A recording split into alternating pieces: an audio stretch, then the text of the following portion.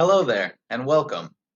My name is Coach Jordan Brumley, and today I'm going to be teaching some of our younger players all about dribbling. Before I get too far into it, I just want to say that dribbling is probably the most important of all of the techniques we practice at the youngest ages. So, especially for our youngest kids, we really want to focus on our footwork, foot skill, and dribbling technique before we move on to the harder things. So, to get us started, guys, our first one of the day is going to be called surfaces of the foot. So when we're doing this, all I'm going to demonstrate is a video where I'm going to be showing all four of the different surfaces of our foot, and I've chosen to dribble in a triangle. That way you are able to see all the different angles of my body as I dribble by. But I want you guys to understand that dribbling in any shape, a square or an octagon where you're turning and making definite diagonal and angled moves is beneficial. So it doesn't necessarily have to be a triangle. I just chose to do a triangle so that I could best demonstrate for you guys. But I'm going to show a video demonstrating all four different of the surfaces of our foot and also how quickly I want you guys to go. So as you can see here, I start with one foot and then I'm going to move quickly to the other. I start with only the inside of my foot. This is probably the simplest part of your foot. So you'll notice that I'm actually dribbling with my left foot here.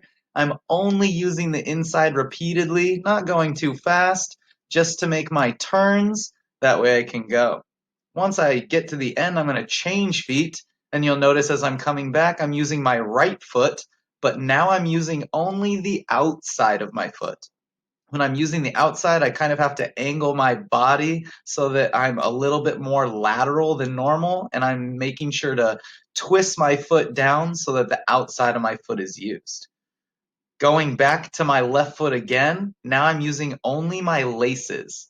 This is done by putting my toe down and moving my foot forwards, allowing my laces to touch the ball.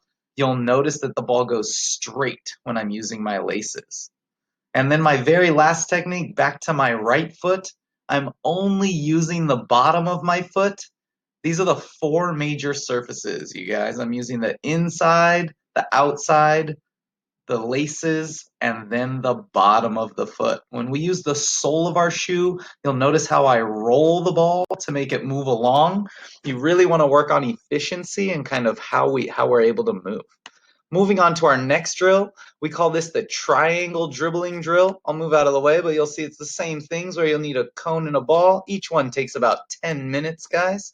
What you want to do is focus on only one surface at a time, kind of like I did before, but you'll notice that this time I'm going a little bit faster. So I tried to speed it up with the same surfaces.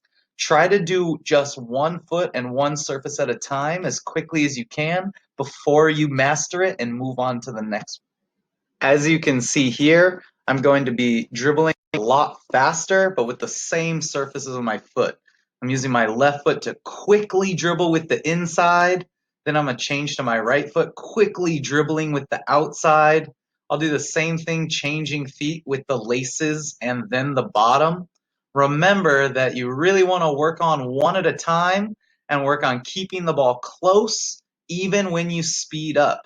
So no matter how fast you're trying to go, make sure that you maintain control and also are able to move efficiently. Moving on to our next one, guys, we're going to finish by dribbling close cones.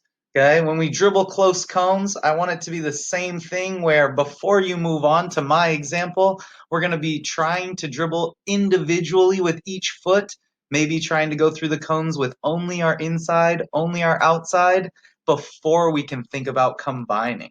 I would encourage you to do only your left foot and only your right foot with those moves before moving on.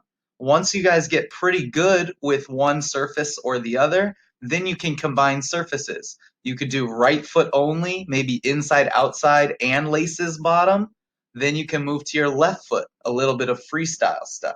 But once you have mastered all of the surfaces, I took the liberty of combining some of them so that I could go very quickly, okay?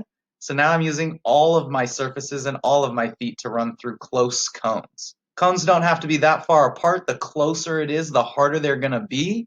But we're trying to use only those four surfaces: inside, outside, laces, and bottom. You'll see that I tried to mix up a combination of all of those to keep it fun. But before you get too complicated, feel free to focus on only one foot and only one surface while you go through the close cones. Thanks so much, guys. Have a good day.